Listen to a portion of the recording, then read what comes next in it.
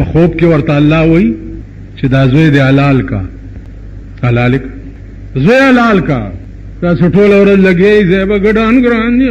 کله املا ګوري او کله خپې ګوري منډي ته چلاړ شي کنه تاسو دا خاص کر دا قبایل خلک چيري کنه دا سخت دغه دي دا غوخه خواړه دي نه د بنی آدمو په غوخه صرفه کوي او نه د سارو په غوخه صرفه کوي چې د دې راخېټه به سره غورځي د قیامت په ورځ نو ملای ګوري دغه ګوري پلانې چلی ګوري خدای ډک ډک لا یې ګوري خدای دې خو باسه ستاړه ته خدای ګوري خبره د ملا او د خپو نه ده خبره ستا دړه ده چې ستاړه کې سدي ټول ورځ په دې منډۍ کې د خلک لګي سیبه کله لمان ډپي او کله خپې ډپي او کله سچر کې بیا دا بدبخت په دې سرکو ګرځي دسې ګرځي چې بیړه والا تبا کی په ګرځېدو ګرځي یو غم نه دی د دې مرګ زوی حلال کا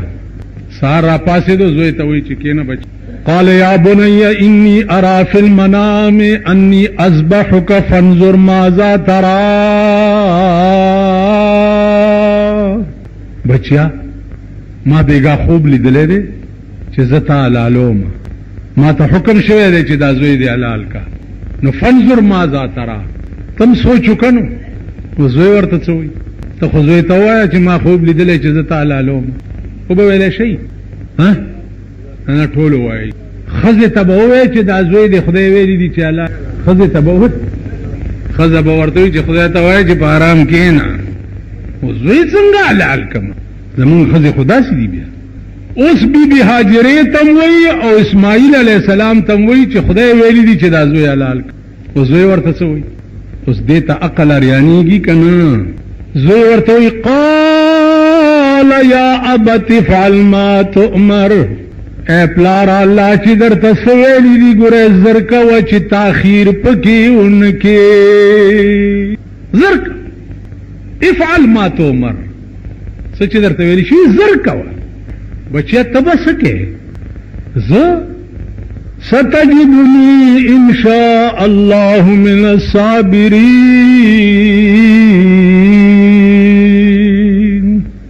زرده پلارا چی بیا بمومی مال رستا ده چڑی لاندی صبر کونکے تب مال آلے او زبستا ده چڑی لاندی صبر کون ما شم بچے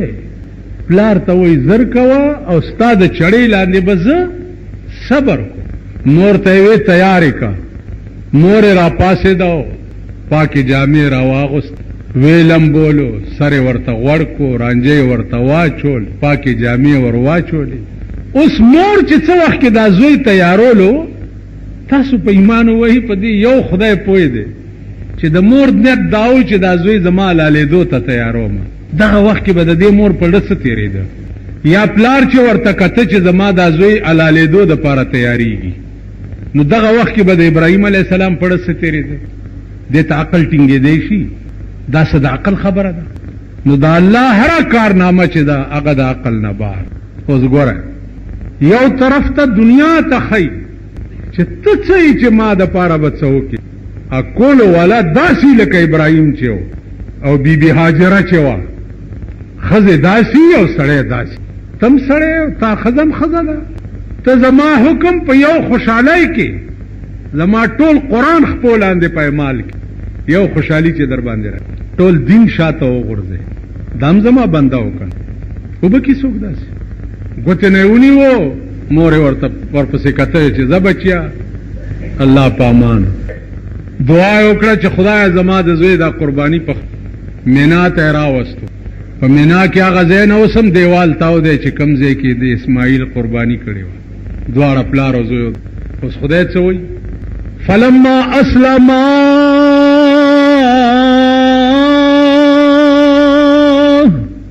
وتله للجبين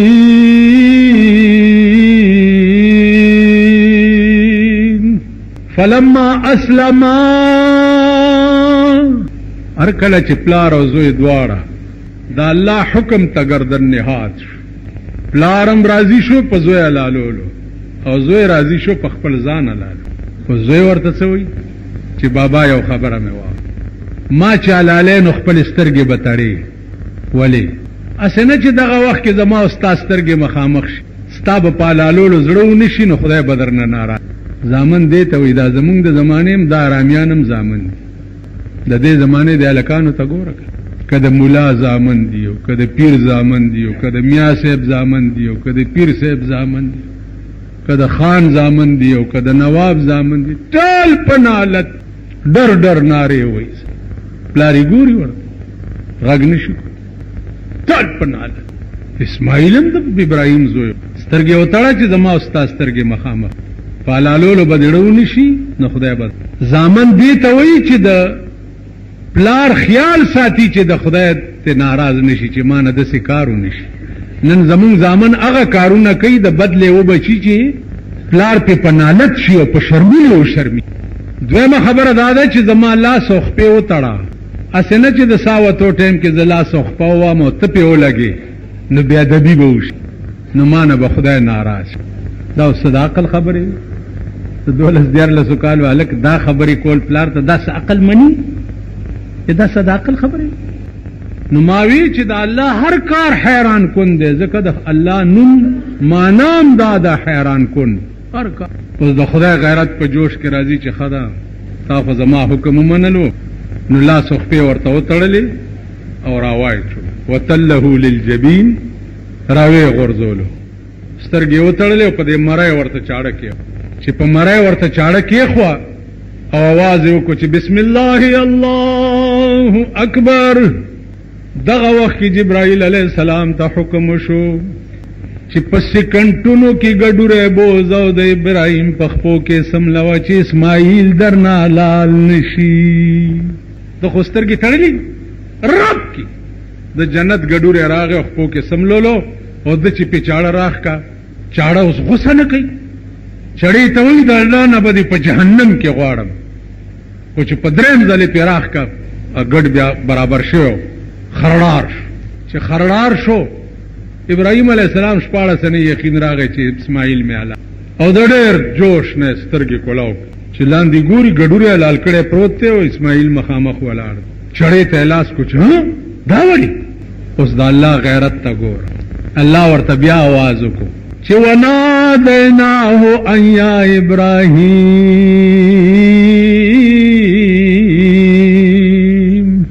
الله وی ما ورته आवाज وکړو چې ابراهیم علیه السلام غوسه کېږه ما قد صدقت الرؤیا تا خپل خوب رښتینی تا ته چې ما په خوب کې څه ویلي وو په هغې کمپلیټ اتراو شوې او عمل دې پې وکړو وفدیناه بذبح عظیم تاسو خیال راغی نو عزیزانو عرض میں داو چې د ابراهیم علیه السلام دی کارکردګي ته عقل حیرانی تاسې انسان کولی شي یا به چېرته وکړي څوک اوس دا د خدای لاک شکر وباسئ چې هغه د زوی قرباني بدله په ګډوري شوه که اوس هم دا حکم وی چې بی زوی به حلالی که یو به حلالی او که لستیم پکې یو به حلالی دا قرباني به د چا پلار کړې نو یو ګډوری دی صاحبه یا دغه دی په هغې کې میاشتو شوه چې لګیا یې چې ګران دي او پلانې مې کوم ضرورت د خدای نشته ستاسو قربانول سړی فرض مونځ نه کوي او قرباني کوي د ده کپره وچیچم دا قرباني ده خور او لور له سړی حصه نه ورکوي دا قرباني ده پردی مال شپه ورځې خوري دا قرباني ده په حرامو صرفه نه کوي دا قرباني ده نو عزیزانو قربانی دغه ته وایي سوچ ورته وکړئ بنیاد د قربانۍ دغه دی سوچ ورته وکړئ پاتې شوه دا چې هغه خو باندې بیا څه چل کې قربانی معنا ده اراقة الدم وینه تویول که دا ټولې غوښې په خپله وخورم جایز دي که چاله ورکم جایز دي مستحب طریقه دا ده چې درې ډیري کي یو ځان له کېدي یو خپلوانو له ورکي یو چېرته غریبانو باندې تقسیم مستحب طریقه ده بنیادی معنا د قربانۍ چې دا هغه دا ده چې وینه توی کړي او دلته صاحبه چې غوا حلاله کړي نو درې ډیري کړي هلکه هغه ډېری لږ کم دی بله تیکه ورو هغه لږ کم دی بله تیکه ورو د اختر په ورځ درې ته منزل اعظم په دې لاره باندې خلکو دا غواګانې سملولي په دې سره کې علالۍ نو دغه تیکې الوزي را الوزي او دغه کې دا چرته زیاته نشي او دا چرته کم نشي یو ته یو ځل یو درې مال دا څه کې ویل جی فرض دي کنه که یو ته زیات ډېرې لاړ شي او بل ته کم راشي وایي مال کور دی د میر دین جومات فرض دي تاسو ته دا فرض هم ټوکې ښکاري دا واجب هم ټوکې ښکاري دا سنت هم ټوکې ښکاري والله که نه فرض پیژنئ نه واجب پیژنئ نه سنت پیژنئ نه مستحب قسم په خدای تاسو دې جومات والاو نه اوس پوښتنه کوم چې په مونځ کې رکن څه ته وایي خدای راستي کوي پیژنئ رکن چې په خوله بهتري یو نه مې بله ورځ تپوس وکړو ویلې جي مال په اودس پوهېږي ویلې نه ولې نه پوهېږم مخ لاس وینځلو ته اودس نه وي مال په دې کې فرض څه دي او سنت څه دي ویل فرض برض پکې نه پېژنم خو چې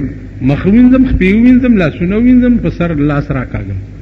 فرض مرض پکې نه پېژنم فرض پکې څه دي په اودس کې فرض نه پېژنم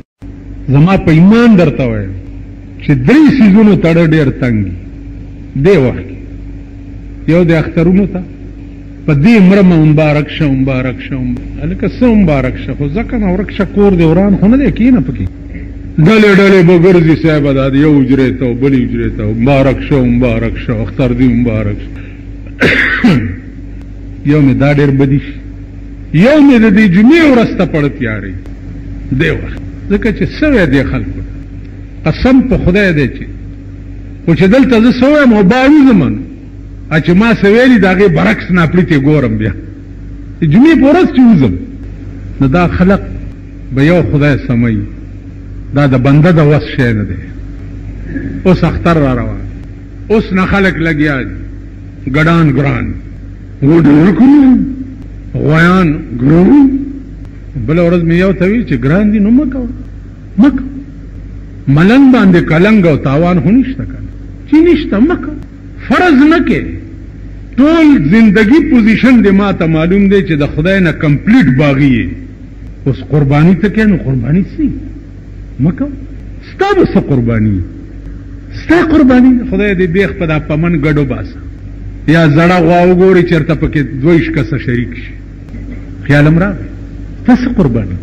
اوس عقل ته ګوره قرباني ته کې قرباني دې ته وایي ابراهیم علیہ السلام هم د خدای جلیل القدر پیغمبر دی او تر رسول الله صلی الله علیه وسلم پورې دا ټول بات کې انبیا چې دي دا د ابراهیم علیہ السلام اولاد دی اول امتحان پې څه کېږي اول امتحان ښځه ده بی بی هاجره زوی دی په غېږ کې اسماعیل علیہ السلام کاله تو میاشتو زوی دی ابراهیم علیہ السلام ته اسمان نه ویلی شو چې دا اوس په شام کې دا خبره ده وی دا ښځه او زوی دی روان کا او دا بوز او د مکی په دشتو کې پرېږده خج ښځې ته تیاره شه ښځه او زوی تیار کو را روانې کو هغه وخت کې مکه نه ښار و نه څه بیت الله شریف هم جوړ نه و سیلابونو وران کړی و او په دغه ځای کې کېنوله چې دا چېرته دا بې زمزم کوی دی ابراهیم علیه السلام ته روان شو ښځه ورته وایي ابراهیم نه ته چېرته ځې ویل بس تاسو مې پرېښو یو زه درنه لاړم اوس مکه چې دا د 2 غرونو منځ دی یو وادي ده یو خوړ دی وی لاړې وی چا درته ویلي وی الله راته ویلي چې ښځه او زوی دې دلته پرېږده او ته تې ځه دواړه یې پرېښودې تې لاړو شام ته بی بی هاجرې ورته وایي چې الله درته ویلي دي نو بس الله پوهېږه او زمونږ کار پوهېږم ړومبی امتحان پې دا بیا چې دا ابراهیم علیه السلام 12 کالو شو دا اسماعیل علیه السلام 12 کالو شو دویم امتحان پې راغی کله کله به چړه ډېرو خوبېدو د دې کتو ته به چې راتلو نو علامه ثناءالله پانی پتی لیکلي دي چې د شام نه به دی مکې ته راتلو نو براق به ورته راولېږلو براق هوایي جهاز مطلب شو براق به ورته راولېږلو او په براق به سور کو را به وستو مکه کې زوی او ښځه به ولیده او بیا به ورته بیا شام ته ځه دلته به ورسره پاتې کېږي